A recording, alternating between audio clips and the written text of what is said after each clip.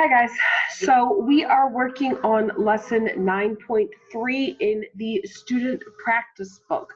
This is P173. It says graph the data on the coordinate grid. So first off, we are writing the ordered pairs for each point. Now, ordered pairs are the x and then the y, so the first value and then the second value.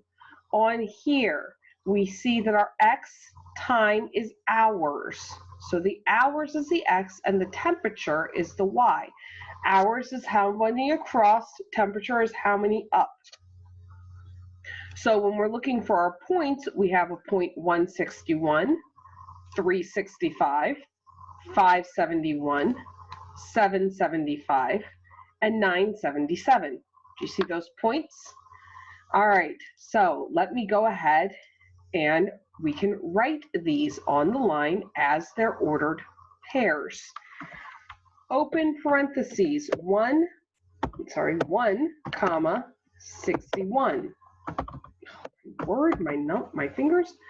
Close parentheses, open parentheses, 3, comma, 65, close parentheses, open parentheses, 5, comma, 71, close parentheses, open parentheses, 7, comma, 75. You see how I'm just going down the list? Close parentheses, open parentheses, 9, comma, 77, close parentheses. Now I can come over here and I can put in each of these points. A couple of the points are already in. The 161 is already in right there, 1 up to 61. The 365 is already there, 3 up to 65. The 65 is halfway in between the 60 and the 70. So let's graph the next point, 5, which is right there, 5 up to 71. So about right there, okay? Do you see that line? Maybe make it a bit more of a dot. Yeah. 775. So I go over to the 7 and then I go up to where 75 is. 75 is halfway in between 70 and 80, so that is where my point is going to go. Let me make that a little bit bigger. Okay, over here at the 9, 77. So it's a bit higher. It's not quite at 80 yet, but it's still a bit higher than that. So it's going to look something like that. Add in those 3 points on your graph. So down here, letter B, how would the ordered pairs be different if the outdoor temperature was being recorded every hour for 4 consecutive hours? So if it was recorded every hour, here it's not recorded every hour, it's being recorded every other hour. If it was recorded every hour, the points would be closer to each other. Because remember, temperature changes very gradually. It changes a little bit at a time. So you would have another point in between these 2 points, which you would guess would be about right about there, maybe. And then you would have a point between these 2 points, which would be about right there.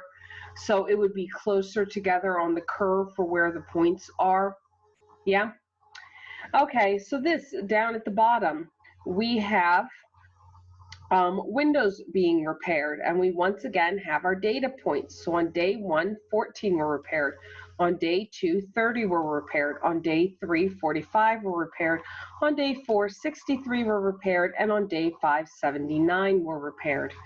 So we are supposed to write the ordered pairs for each point. So I'm just going to transfer that down here to 1, comma, 14, close parentheses, open parentheses, 2, comma, 30, close parentheses, open parentheses, 3, comma, 45, close parentheses, open parentheses, 4, comma, 63, close parentheses, open parentheses, 5, comma, 79, close parentheses. Okay, so now we end up with the I guess we can answer B first. What does the ordered pair 230 tell you about the number of windows repaired? Well, it tells us on day 2, actually it's not on day 2, it's by day 2, 30 windows were repaired. So this isn't saying that, I know it gets a little confusing. This isn't saying on day 1 they repaired 14 windows and on day 5 they repaired 79 windows. No. Day 5 is how many windows they repaired that week. So day 1 is like Monday. On Monday they did 14. They had done 14 for that week. On Tuesday they had done 30 for that week, which means they did 14 on Monday and 16 on Tuesday. All right. And then on Wednesday, by the end of Wednesday, they had repaired 45 windows that week. So they'd actually only done 15 windows on Wednesday.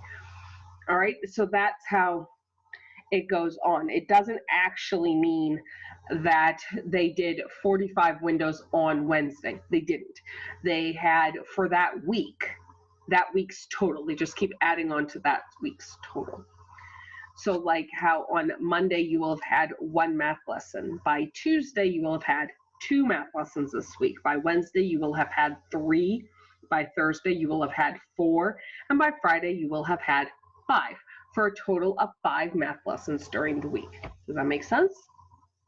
Okay, so what we're supposed to do with this blank grid over here is figure out what we're going to put where.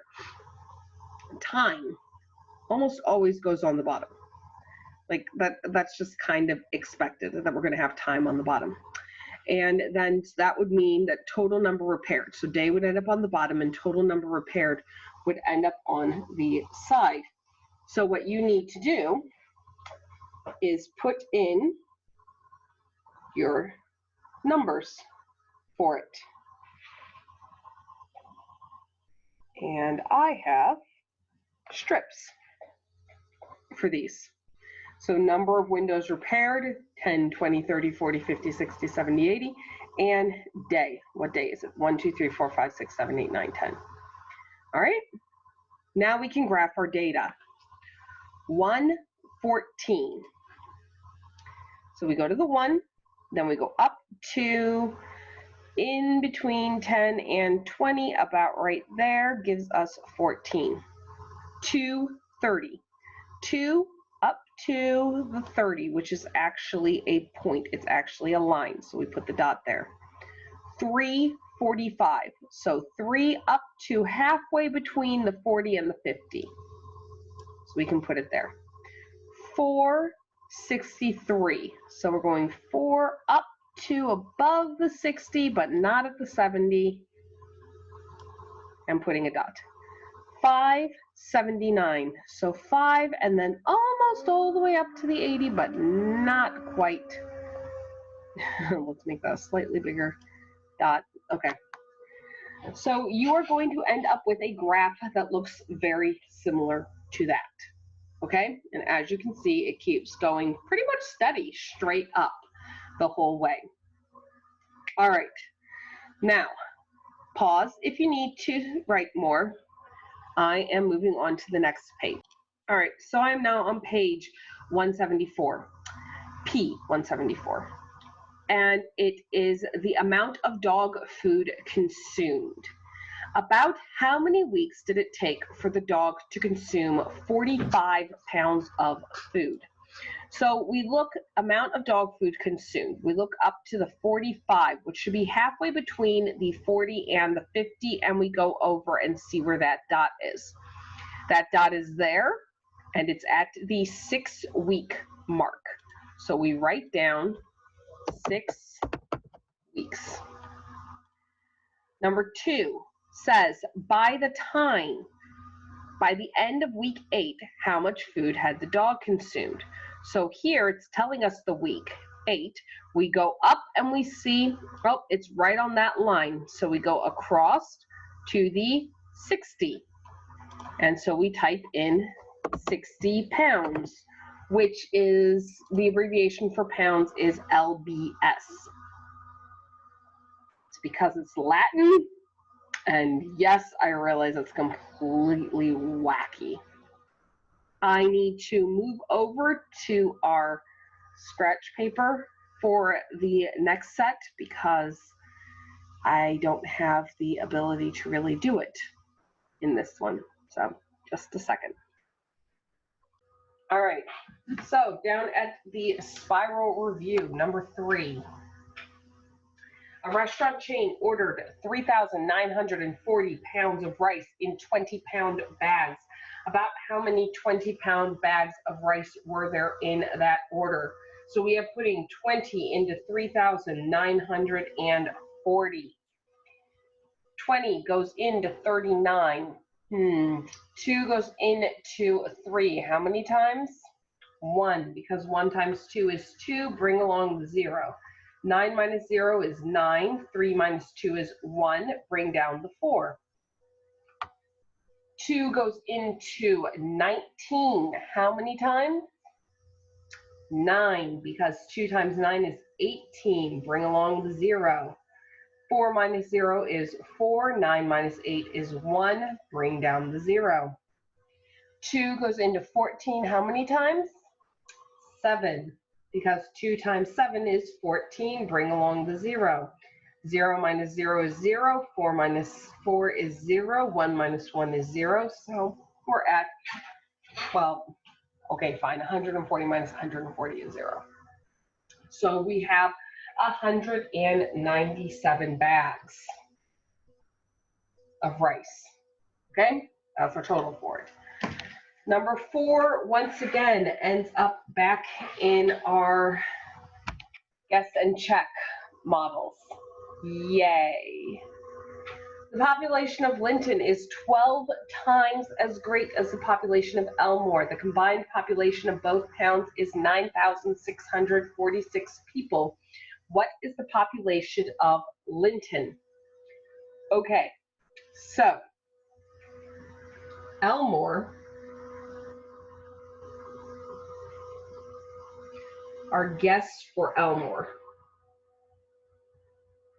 Linton is Elmore times 12. Okay, so we're going to do times 12 here for Linton. Then for our check, we're adding the 2 of them together. And we're seeing whether or not we need to go higher or lower. Since this is a city, let's start with, let's say that Elmore was 1,000 people in the city, okay? Just to see what happens. If I have 1,000 people living in Elmore, then I have 1,000 times 12, so that becomes 12 times 1, which is 12, with the 3 zeros. So 12,000. 12,000 plus 1,000 is equal to 13,000, which is too much. Remember, our goal is 9,646. That's our goal. It's too much. So we need to go down. All right. Let's try having that. Let's go with 500 people in Elmore. So if there are 500 people in Elmore, I have to do 500 times 12, which gives me, let me get some scrap paper.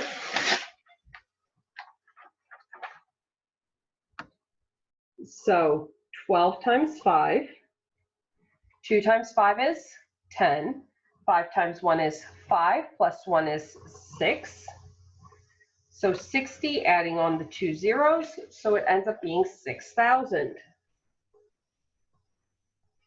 So I end up with 6,000 plus 500 is equal to 6,500. That is too low, so I need to go up. Halfway between 500 and 1,000 is 750. So let's try that one. So I end up with, 750 times 12.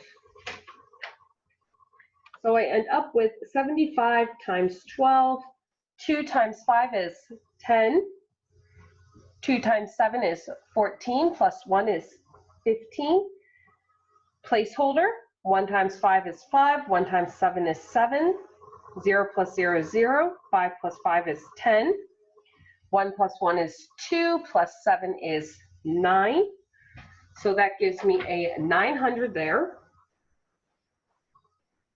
So I have 750 plus 900 is equal to, well, the 0 stays the same, the 5, and then 7 plus the 9 is 16.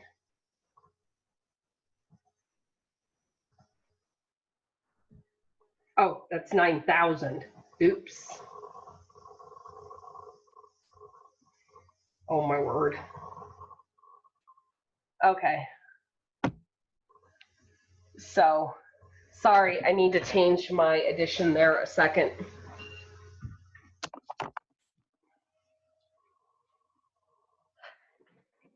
Okay. So it's not going to end up being that one. It'll end up being 9,750. Okay. 9,750 is a little too high, so I need to go a bit lower than that. So I am going to go to, let's go try, not too much too high. Let's try 740.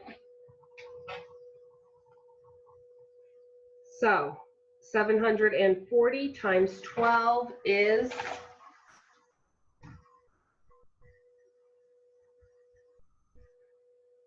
I'm actually putting the 0 there this time so that I don't forget I need the extra 0. 2 times 0 is 0. 2 times 4 is 8.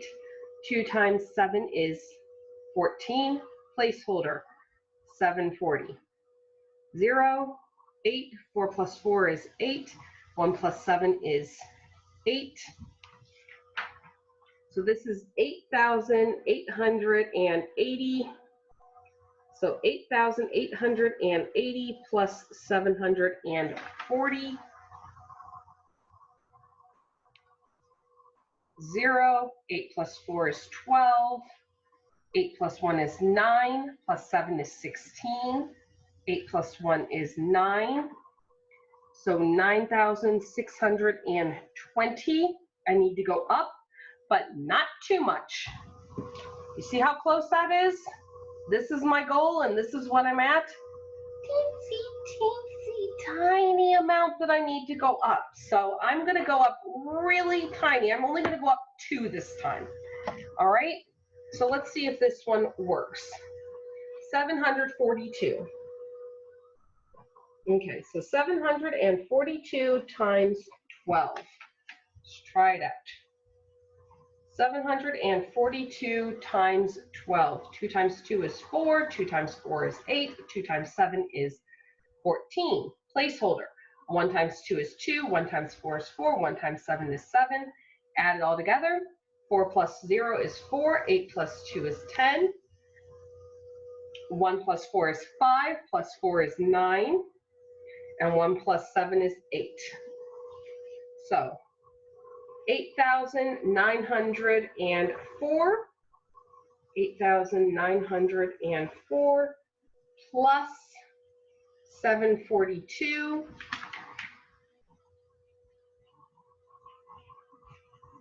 plus 742. 4 plus 2 is 6. 0 plus 4 is 4. 9 plus 7 is 16. 1 plus 8 is 9. 9, 6, 4, 6, which is exactly what we wanted. So the population of Linton is 8,904. Okay. Whew. These problems always take forever. Okay. Hopefully the next one is not a guessing check problem as well. Number 5.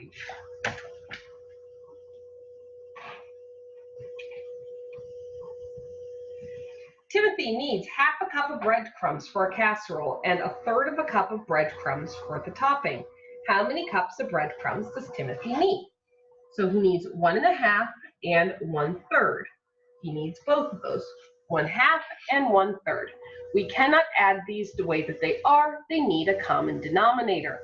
Since 2 and 3 have nothing in common with each other, we're just going to multiply them by each other. So 2 times 3 and 3 times 2. Because remember, with multiplication, we can flip them back and forth.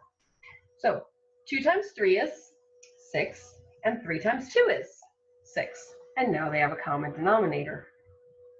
Whatever I do to the bottom, I have to do to the top. So since I multiplied the 2 by the 3,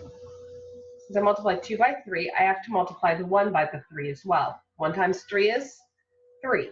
Since I multiplied the 3 by the 2, I have to multiply the 1 by the 2 as well. So 1 times 2 is 2. And add it together, 6 stays on the bottom. 3 plus 2 is 5. 5/6 of a cup of breadcrumbs total for his little recipe. Number 6, Jesse bought 3 t-shirts for $6 each and 4 t-shirts for $5 each. What expression could you use to describe what Jesse brought? Okay.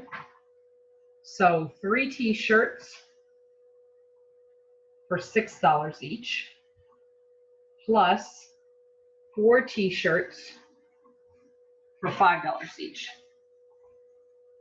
I do believe that's the expression they want. This right here. Now, as far as an actual answer, I'm going to find you the actual answer, but I'm pretty sure you have to write this part down. I think that's the expression they actually want to see. 3 times 6 is 18, plus 4 times 5, which is 20. And then 18 plus 20 is 8 plus 0 is 8. 2 plus 1 is 3. 38. So she spent $38 total, but I'm pretty sure that this is what they actually want on the line. They want you to show that you can do it as an order of operations.